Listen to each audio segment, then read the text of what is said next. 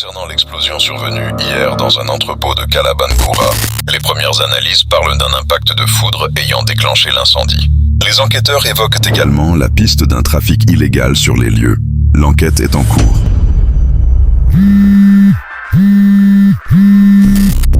Allô, c'est qui pour oser m'appeler en inconnu? C'est Demba. Tiens, Demba. D'abord tu détruis mes entrepôts. Tu réduis mes gaz en poussière, et ensuite tu m'appelles. T'es vraiment culotté, toi. Je t'appelle pour te remercier. Me remercier? De quoi, au juste? Pour tous les dons que tu vas faire malgré toi. Putain, mais qu'est-ce qu'il me raconte de celui-là avec ses dons? Des dons? Qu'est-ce que tu veux dire par là, Demba? Tu le sauras très bientôt. Parfait. Alors laisse-moi te remercier à mon tour. J'ai une surprise pour toi. Elle arrive, prépare-toi. Ah ouais, eh ben ça tombe bien, j'adore les surprises. Le ciel est clair, un vaste terrain bétonné, entouré de barrières. On voit une grue des capteurs, des techniciens en blouse et plusieurs caméras militaires braquées sur la zone. Awa et Demba avancent, guidés par Sajo, l'ami scientifique. Merci d'être venu. J'ai obtenu un accord spécial avec les forces armées. Ils sont fascinés par votre cas, Demba. Ils savent que vous refuserez toute présence militaire directe en dehors des gardes. Alors ils ont posé une seule condition. On filme les tests. Aucun contact. Juste des images pour leurs analyses. Une grue dépose au sol 3 énormes plaques d'acier aimantées de 30 tonnes chacune. Les câbles grincent. Le métal vibre. Test numéro 1. Charge brute. Demba s'avance. Demba, vas-y doucement, hein. Awa retient son souffle. Son regard tremble, incapable de comprendre ce qu'elle voit.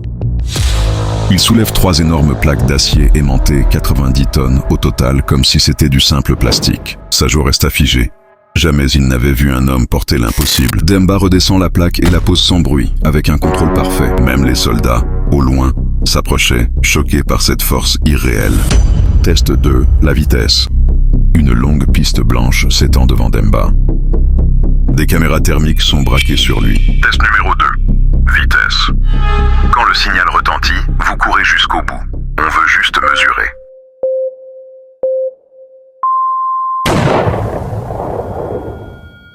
Le signal a résonné et Demba avait déjà disparu. Sa vitesse dépasse ce que l'œil humain peut comprendre.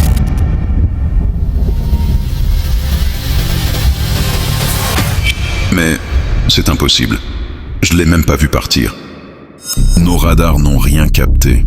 Rien. Sa vitesse dépasse tout ce qu'on connaît. Nos instruments ne sont pas conçus pour mesurer quelque chose comme ça. Quel homme fascinant. Il accomplit des prouesses impossibles et il est là à marcher comme ça, comme si de rien n'était. Mais d'où sort ce type bon sang?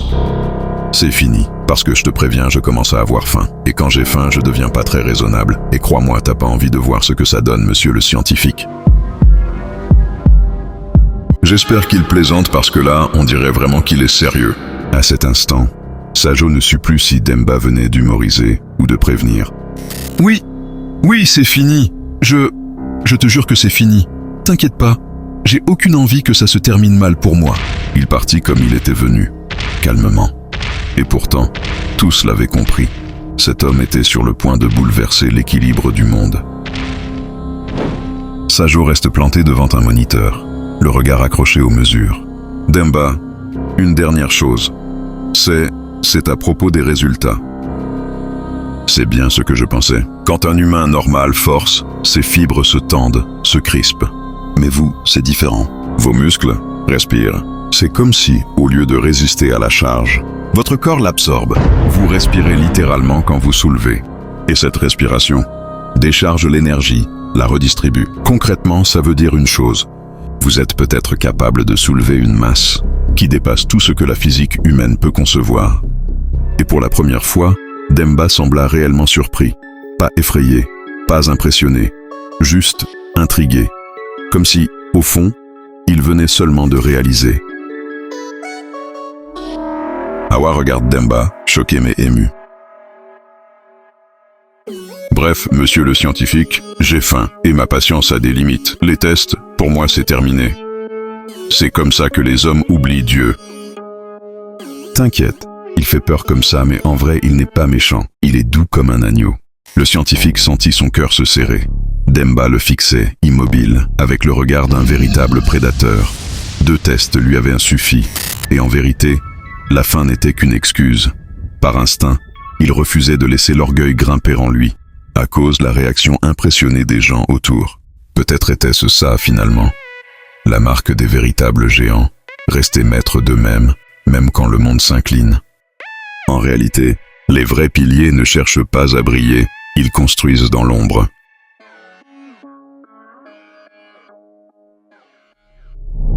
Il croit qu'il peut me menacer.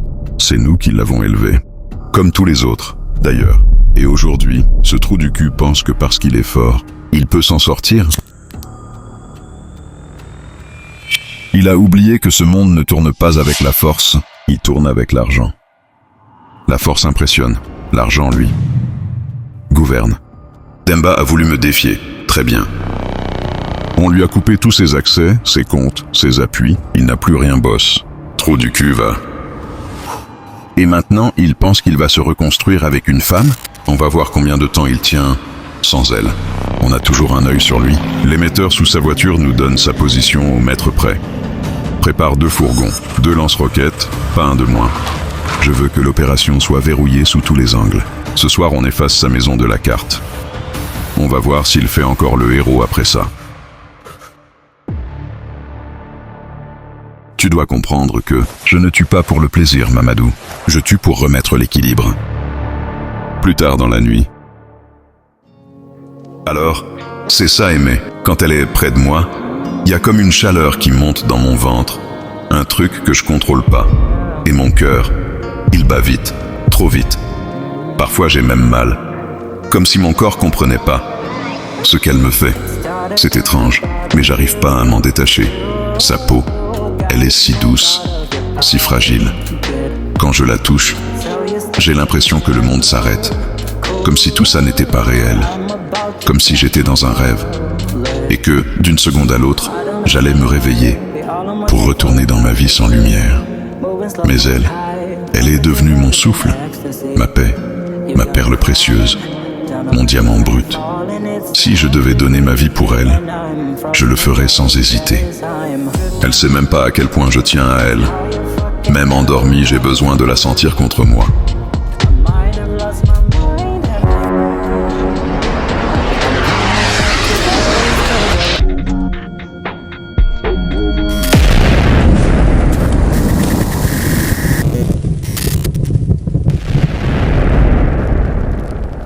À partir de ce moment, tout espoir d'apaisement venait de mourir. La guerre était née. Demba se tenait là, debout, au milieu des flammes. Autour d'eux, tout avait été réduit en cendres. La maison n'existait plus. Et pourtant, ils étaient vivants. Sans vraiment comprendre comment, Demba avait protégé Hawa. Son corps avait réagi avant son esprit. Une aura, un halo brûlant, incandescent, comme une barrière invisible née de lui-même. Hawa dormait encore dans ses bras, plongé dans un silence fragile. Le halo qu'il avait créé pour la sauver l'avait protégée, mais rien n'était gratuit. Même pour un être indestructible, transférer son énergie vitale avait un prix. Il ne saignait pas, il ne vacillait pas, mais une fatigue rare pesait en lui, comme un rappel discret que sauver une vie demande plus que de la force. Hawa ouvre enfin les yeux. Son cœur bat encore trop vite. Elle ne comprend pas vraiment où elle est. Son esprit flotte, comme si elle était encore coincée entre la nuit et le choc. Les images reviennent par vagues. Le bruit, la chaleur, l'explosion. Et maintenant, ce silence étrange autour d'elle. Elle respire lentement, en essayant de reprendre ses esprits. Elle ne réalise qu'une chose. Elle est vivante. Ma douce et tendre. Enfin, tu t'es réveillé. Je suis vraiment désolé. Pardonne-moi. Tu as failli perdre la vie. Tu n'as pas à t'excuser. Ce n'est pas de ta faute. Justement, si j'étais pas dans ta vie, jamais tout ça ne serait arrivé. Et tu n'aurais pas perdu ta maison. La maison. On s'en fiche. C'est que du matériel. Ce qui compte, c'est que toi tu vas bien et que je suis en vie. C'est tout ce qui compte pour moi. Tu rigoles. Tu sais très bien que moi, je risque rien. C'est plutôt toi. J'ai eu très peur. Encore perdu, Hawa comprit une chose. Demba veillait vraiment sur elle. Bouge pas. Je vais essayer d'interpeller un véhicule. Il nous faut un téléphone pour que tu appelles ton père. Un énorme camion approche, klaxon hurlant. Qu'est-ce qu'il fait cette tête de con au milieu de la route? T'as intérêt à dégager parce que moi, je compte pas m'arrêter. Comprenant que ce chauffeur ne s'arrêtera pas au vu de la vitesse à laquelle il roule, Demba n'a pas d'autre choix. Il lui faut un téléphone.